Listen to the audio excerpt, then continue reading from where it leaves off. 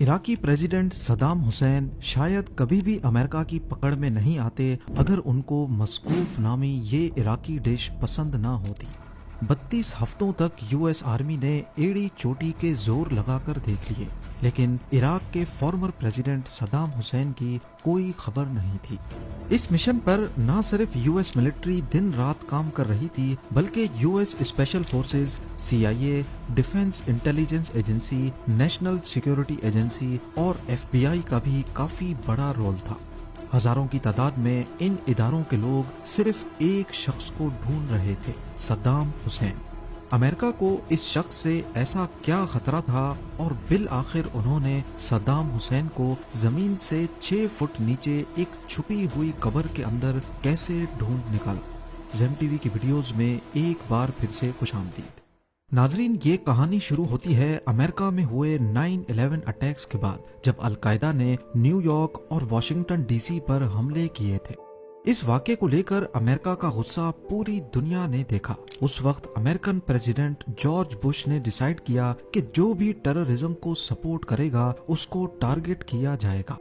बेशक सद्दाम हुसैन, जो उस वक्त इराक के डिक्टेटर थे, डायरेक्टली 9/11 में मुलव्विस नहीं थे, लेकिन अमेरिका को लगता था कि सद्दाम हुसैन मुख्तलिफ टेररिस्ट ग्रुप्स को इनडायरेक्टली सपोर्ट करते हैं। पर इराक पर डायरेक्टली हमला करने के लिए ये इल्जाम काफी नहीं था।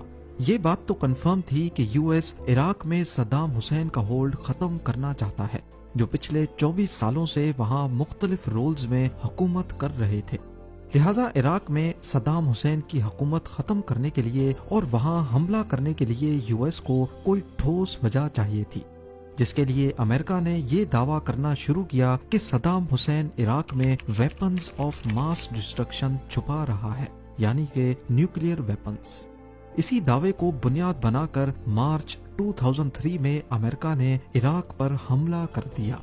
इस काम में अमेरिका का साथ दिया यूके, ऑस्ट्रेलिया और पोलैंड की मिलिट्री ने, जो लड़ते लड़ते सिर्फ 3 हफ्तों में इराक के कैपिटल बगदाद तक पहुंच गए।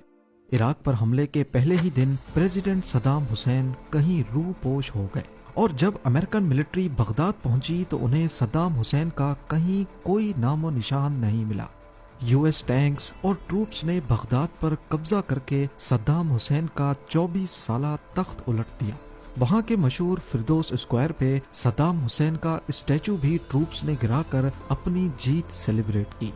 पर सद्दाम हुसैन का स्टैचू तो गिर चुका था, लेकिन असली सद्दाम हुसैन को ढूंढकर गिराना शायद इतना आसान नहीं होने वाला था। अब सद्दाम और उनकी